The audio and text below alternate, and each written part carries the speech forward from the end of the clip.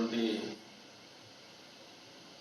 శ్రేణులు, దాని అధినేత జగన్మోహన్ రెడ్డి అండ్ కంపెనీ నల్ల బ్యాడ్జీలు ధరించి పేదలు వస్తూ ఉన్నారు. బ్లాక్ డే అంట. సిగ్గుపడాల జగన్మోహన్ రెడ్డి ఈ మాట మాట్లాడారు. మిథున్ రెడ్డి అరెస్టే కాదు, మద్యం కుంభకోణం అనేది అధికారం మారిన తర్వాత కాదు. జగన్మోహన్ రెడ్డి గారు అధికార మార్పిడి జరగకముందే, మీరు అధికారంలో ఉన్నప్పుడే పురంధరేశ్వరి గారు పదే పదే ప్రధానమంత్రికి కూడా ఈ రాష్ట్రంలో అక్రమ మద్యం వ్యాపారం జరుగుతోంది, ఒక కుంభకోణం జరుగుతోంది అని కంప్లైంట్ చేసినటువంటి పరిస్థితులు ప్రజలు మర్చిపోలే. అంతే స్థాయిలో అప్పట్లో ప్రతిపక్ష నాయకుడిగా ఉన్నటువంటి ఇప్పటి ముఖ్యమంత్రి చంద్రబాబు నాయుడు గారు కూడా అసలు క్యాష్ ట్రాన్సాక్షన్స్లో వ్యవహారం జరుగుతోంది, ఈ క్యాష్ ఎక్కడికి పోతోంది రోజు కూడా గన్ని బ్యాగ్స్లో అని చెప్పేసి పలుమార్లు పలు వేదికల మీద ప్రశ్నించడం కూడా జరిగింది. ఆ రోజుల్లో మీ అధికారాన్ని అడ్డం పెట్టుకొని దాని మీద విచారణ జరగకుండా చేసుకోగలిగినారు. ప్రభుత్వం మారినాక మీరు చేసినటువంటి కుంభకోణం వెలుగులోకి వస్తూనే మిన్నకుండున్నారు. ఎప్పుడైతే మూలాలు కదిలేటువంటి పరిస్థితి వచ్చి మిథున్ రెడ్డి అరెస్ట్కి వచ్చేసరికి ఉలికిపాటుకు గురవుతున్నారు, తత్తరపాటుకు గురవుతున్నారు. ఇక మిథున్ రెడ్డి గురించి చెప్పాలంటే ఈ మద్యం కుంభకోణం జరగడానికి సూత్రధారి మిథున్ రెడ్డి, మూల విరాట్ జగన్మోహన్ రెడ్డి. మొదటిగా మేము ఈ ప్రెస్ మీట్ కూడా ఎందుకు చెప్తున్నామంటే, వాళ్ళ ప్రెస్ మీట్లకు లేదంటే వాళ్ళు బ్లాక్ డే అంటేనో భయపడి కాదు. అసలు ఈ రకమైనటువంటి పోకడల్ని రాజకీయాల్లో ప్రజలు ఆలోచించుకునేటువంటి సమయం ఆసన్నమైందని తెలియజెప్పేటువంటి ప్రయత్నము, ప్రజలకు తెలియజెప్పేటువంటి ప్రయత్నమే మేము చేస్తా ఉన్నాం. మొదటిగా ఈ కుంభకోణంలోకి మీరు ఆలోచన చేస్తే మొదలు పెట్టాలంటే మిథున్ రెడ్డి గారి గురించే మాట్లాడతాం. ఆయన ఎపిసోడే లైవ్ రైట్లో ఉంది కాబట్టి. ఈ మొత్తం కుంభకోణానికి సూత్రధారి మిథున్ రెడ్డి గారు. సత్యప్రసాద్ అనే ఒక గ్రూప్ 1 ఆఫీసర్ని పిలిపించుకొని,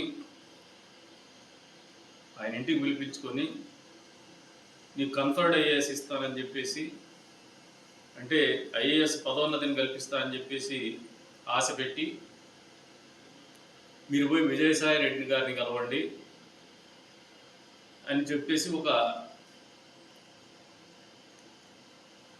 కుంభకోణానికి తెరలేపినారు. అక్కడి నుంచి మొదలు పెడితే అసలు అంతకుముందు చంద్రబాబు నాయుడు గారి హయాంలో ఏపీబీసీఎల్ ఏదైతే ఉందో, beverage corporation of Andhra Pradesh beverage corporation limited ఏదైతే ఉందో, మామూలుగా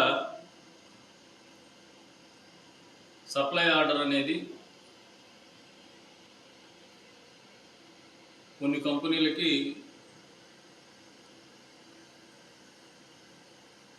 టెక్నాలజీని ఉపయోగించుకొని కంప్యూటరైజేషన్లో ఇచ్చేది, ఆటోమేటెడ్ సిస్టమ్. వీళ్ళు సూత్రం మొత్తం అంతా ఒక కుంభకోణం చేయాలా, డబ్బుని లూట్ చేయాలా, దాదాపు నెలకు 50 నుంచి 60 కోట్ల రూపాయల డబ్బుని దోచుకోవాలా, ముడుపుల రూపేనా అని చెప్పేసి ఆలోచన చేసిన తర్వాత దీని రూపకల్పన మొదటిగా సత్యప్రసాద్ గారిని ముగ్గులేకి దింపడం జరిగింది. విజయసాయి రెడ్డి గారు దానికి పూర్తి స్థాయిలో ప్లాటింగ్ చేయడం జరిగింది వీళ్ళందరూ కలిసి. దీంట్లో సబ్సిక్వెంట్గా సజ్జల శ్రీధర్ రెడ్డి గారు కావచ్చు, రాజకేశ్ రెడ్డి కావచ్చు, చాలామంది అక్యూజ్డ్ వస్తున్నారు. కానీ మొదలైంది మిథున్ రెడ్డి ఇంట్లో. అక్కడ మొదలు పెడితే అప్పటిదాకా ఏదైతే ఆటోమేషన్ సిస్టంలో ఉన్నటువంటి ఆర్డర్ ఆఫ్ సప్లైని మాన్యువల్గా తీసుకొచ్చి డిస్క్రిషనరీ కింద పెట్టి, ఏదైతే రెప్యూటెడ్ కంపెనీస్ ఉంటాయి మ్యాక్డోవల్ నెంబర్ కావచ్చు, మ్యాక్డోవల్ నెంబర్ 1 కావచ్చు, బ్యాక్ పైపర్ కావచ్చు, ఇటువంటి కంపెనీలన్నింటినీ కూడా పక్కకు పెట్టి వీళ్ళకి ఎవరైతే ముడుపులు చెల్లిస్తారో ఆ కంపెనీలకు ఆర్డర్ కూడా మొదలు పెడతారు.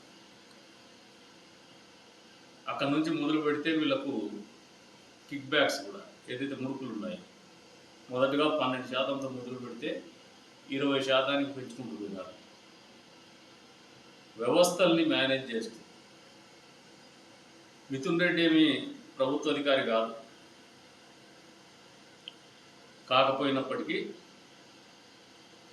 జగన్మోహన్ రెడ్డి గారు, ఈయన విజయసాయి రెడ్డి, వీరి మధ్య సజ్జల రామకృష్ణారెడ్డి, వీళ్ళ మధ్యన సజ్జల శ్రీధర్ రెడ్డి గారు, వీళ్ళ మధ్యన ఉన్నటువంటి ఒక నెక్సెస్ ఏదైతే వీళ్ళందరూ కలిసి ఒక ముఠాగా తయారైనటువంటి పరిస్థితులు ఉన్నాయో ఈ రాష్ట్రాన్ని ప్రజాధనాన్ని లూటి చేసేటువంటి కార్యక్రమంలో భాగంగానే మద్యం కుంభకోణం రూపకల్పన జరిగింది.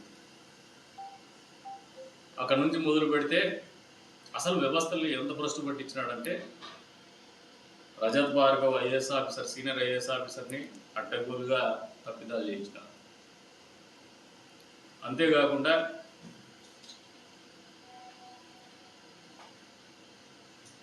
మిథున్ రెడ్డి గారు మనీ లాండరింగ్, మనీ రూటింగ్ వివిధ షెల్ కంపెనీల ద్వారా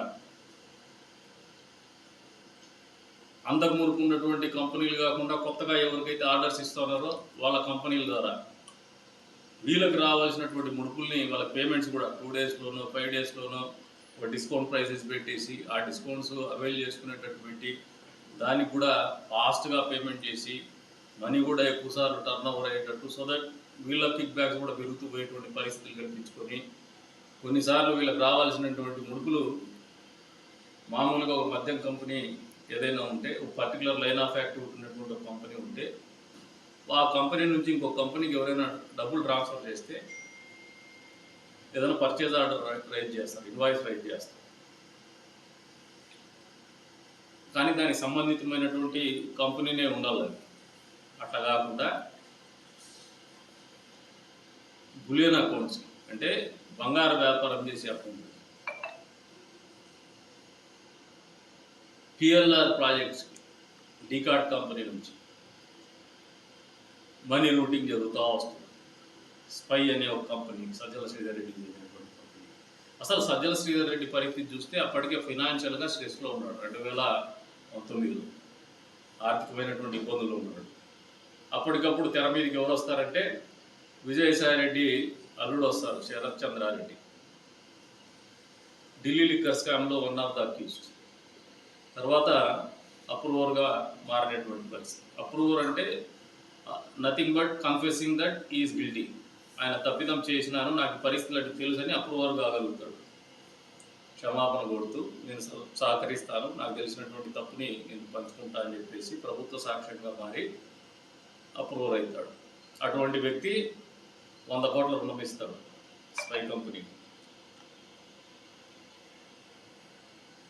అక్కడ నుంచి మళ్ళీ సజ్జల శ్రీధర్ రెడ్డి మిగతా కంపెనీల వాళ్ళతో అంతా ఎవరైతే ముడుపులు చెల్లిస్తారో వీళ్ళందరినీ పిలిపించేసి, లేదంటే ఎవరైతే డిస్టిలరీస్ ఉన్నాయో వాళ్ళందరినీ పిలిపించి పార్క్ హయాత్ హోటల్లో హైదరాబాద్లో మీటింగ్ పెడతారు. వాళ్ళని బెదరగొడతారు, డబ్బులు ఇచ్చే వాళ్ళు మాత్రమే ఉంటారు, లేకపోతే మీరు ఆర్డర్స్ రావు మీకు అని చెప్పేసి. అక్కడ నుంచి మొదలు పెడితే ఈ 5 కోట్ల రూపాయలు ఏదైతే పిఎల్ఆర్ ప్రాజెక్ట్స్కి డైవర్ట్ అవుతుందో, ఫండ్స్ ట్రాన్స్ఫర్ అవుతాయో డీకాట్ కంపెనీ నుంచి మళ్ళీ 2.5-3 సంవత్సరాల తర్వాత ఎంట్రీ రిటర్న్ చేస్తారు. ఈ ఎంట్రీ రిటర్న్ అనేది తమాషగా చెప్తాను, ఎవరు సజ్జల రామకృష్ణ ఏదో ఈయనే మేధావి అన్నట్టు. అంటే వీళ్ళకు ఉన్నటువంటి తెలివితేటలు ఏమంటే మాకు తెలిసినటువంటి బ్యాంక్ ట్రాన్సాక్షన్స్ కానీ, బ్యాంకింగ్ సిస్టమ్ కానీ, లేదంటే ఇన్కమ్ ట్యాక్స్ మీద ఉన్నటువంటి పట్టు కానీ సామాన్యమైన ప్రజలకు అర్థం కాదు. పాపం సర్టన్ టైమ్స్ ట్రాన్సాక్షన్ అవసరాలకు తీసేసుకుంటాడు, మా కిక్ బ్యాక్స్ తీసేసుకుంటాడు ఎమర్జెన్సీ ఉంటే. మళ్ళీ ఈయన దగ్గర డబ్బులు ఉన్నప్పుడు రిటర్న్ చేసి క్యాష్ తీసుకుంటాడు. జరిగిండేది అదే, వేరేదేం కాదు. ఎంట్రీ రిటర్న్ అయింది కదా అంటే చట్టంలో ఉన్నటువంటి రుసుగుల్ని ఆసరా చేసుకొని డిఫెన్స్ సెట్ చేసుకొని మాట్లాడుతూ ఉన్నాడు. మిథున్ రెడ్డి వచ్చేసి సాక్ష్యాలు లేవు, అసలు మమ్మల్ని కేసు నిలబడదు, కేసులు నిలబడతాయా నిలబడవా అది అంతిమంగా తీర్పిచ్చేది కోర్టులు. మామూలుగా ప్రైమా ఫసి మిథున్ రెడ్డి గారికి ఒక స్పష్టంగా ఒక క్వశ్చన్ వేస్తాను, జగన్మోహన్ రెడ్డి అండ్ కంపెనీకి ఒక ప్రశ్న సంధిస్తాను. పరిటాల రవి హత్య జరిగినప్పుడు మీ నాయన సిబిఐకి ఆర్డర్ చేస్తే, సిబిఐ ఎంక్వైరీకి ఆర్డర్ చేస్తే మేము సహకరిస్తామని చెప్పేసి మీ ఇంటికి పిలిపించుకొని ఎంక్వైరీ ఇన్వెస్టిగేషన్ పార్ట్లో ఎంక్వైరీ మీ ఇంట్లోనే చేయించుకున్నాం. ఆ రోజు నువ్వు యాంటిసిపేటరీ బెయిల్ అప్లై చేసుకోలే జగన్మోహన్ రెడ్డి. అంటే ఆ రోజు అధికారంలో ఉన్నాం, కేంద్రంలో కూడా అధికారంలో ఉన్నాం, మమ్మల్ని ఎవరు ఏం చేయలేరని ధీమా మీకు. ఈ రోజున మారినటువంటి పరిస్థితుల రీత్యా మిథున్ రెడ్డి గారు నిజంగా గిల్టీగా లేకపోతే, తప్పు చేయకపోతే, మొదటిగా మీరు యాంటిసిపేటరీ బెయిల్కి ఎందుకు అప్లై చేసుకున్నారు? సమాధానం చెప్పండి ప్రజలకు. అంటే మీకు ఎందుకు అంత భయం? అరెస్ట్ చేస్తారంటే మీకు ఎందుకు అప్రహెన్షన్ ఉంది? ఇక్కడ డిస్మిస్ అయితే మళ్ళీ సుప్రీంకోర్టు వరకు పోయి వచ్చిన అంటే మీ దృష్టిలో కోర్టులకి విలువ లేదా? అక్రమ కేసులని మాట్లాడుతూ ఉన్నారు, అక్రమ అరెస్టులని మాట్లాడుతూ ఉన్నారు. కోర్టులో మీరు యాంటిసిపేటరీ బెయిల్కి అప్లై చేసిన తర్వాత హైకోర్టు తిరస్కరించింది, మళ్ళీ సుప్రీంకోర్టు కూడా తిరస్కరించిందంటే there is a prima facie evidence. అందుకనే తిరస్కరిస్తాయి కోర్టులు. అందులో ఈ మ్యాగ్నిట్యూడ్ కానీ గ్రావిటీ ఆఫ్ ద కేసు కానీ 3,500 కోట్ల రూపాయల మద్యం కుంభకోణం ఇది. దీంట్లో ఉన్నటువంటి గ్రావిటీ కూడా, ఈయన పాత్ర మీద ఉన్నటువంటి అభియోగాలు కూడా కోర్టు దృష్టికి పోయిన తర్వాత prima facie there is an evidence అని చెప్పేసి కోర్టు నమ్మే నీకు బెయిల్ యాంటిసిపేటరీ బెయిల్ తిరస్కరించింది అనేది వాస్తవమా కాదా? జగన్మోహన్ రెడ్డి అండ్ కంపెనీ ప్రజలకు తెలియజెప్పాల్సినటువంటి బాధ్యత ఉంది. ప్రజలు కూడా అర్థం చేసుకోమంటాడు వీళ్ళ ఆలోచన విధానం, వీళ్ళ ఉలికిపాడుతనం. అంటే మభ్యపెట్టి ఎదురుదాడి చేసి ఏమవుతుందిలే, ప్రజల్ని నిరంతరం మభ్య పెడదాము, దీని గురించి పట్టించుకునేవాడు ఎవరులే, రేపు పొద్దున కోర్టులో శిక్ష పడితే కదా అంటే డిఫెన్స్ ముందుగా ఎందుకు సెట్ చేసుకుంటున్నారండి? మీరు కోర్టులో కొట్టేస్తారన్నప్పుడు భయం ఎందుకు మీకు? అరెస్ట్ అనేది ఒక క్రిమినల్ కేసు జరిగినప్పుడు మీరు ఎవిడెన్సెస్ ట్యాంపర్ చేస్తారనో, బయట ఉంటే ఇంకా ఇబ్బందిగా ఇన్వెస్టిగేషన్కి అడ్డంకులు సృష్టిస్తారు. ఎందుకంటే మీరు చాలా ప్రభావవంతమైనటువంటి వ్యక్తులు వ్యవస్థలో. ఈ కొత్త సంస్కృతిని తెచ్చింది వైఎస్ రాజశేఖర రెడ్డి గారి హయాంలో మొదలైంది. ఇది గాలి జనార్దన్ రెడ్డిని ఎంకరేజ్ చేసింది మీరే, క్రోనీ క్యాపిటలిజంని ఎంకరేజ్ చేసింది మీరే. అడ్డగోలుగా ప్రకృతి వనరులు కానీ రాజకీయ వ్యవస్థల్ని కానీ అడ్డం పెట్టుకొని దోచుకొని మళ్ళీ ఆ డబ్బు ద్వారా రాజ్యాధికారాన్ని పొందొచ్చు. డబ్బు ఉంటే మమ్మల్ని ఎవరు ఏం చేయలేరు, అధికారం ఉంటే మమ్మల్ని ఎవరు ఏం చేయలేరు, రాజకీయ పార్టీ ఉంటే మమ్మల్ని ఎవరు ఏం చేయలేరు అనే ధీమాతో జీవనం కొనసాగిస్తా అనేది, రాజకీయాలు చేస్తా అనేది వైఎస్ కుటుంబమే. అందులో భాగంగా ఈ రోజు కూడా నమ్మినటువంటి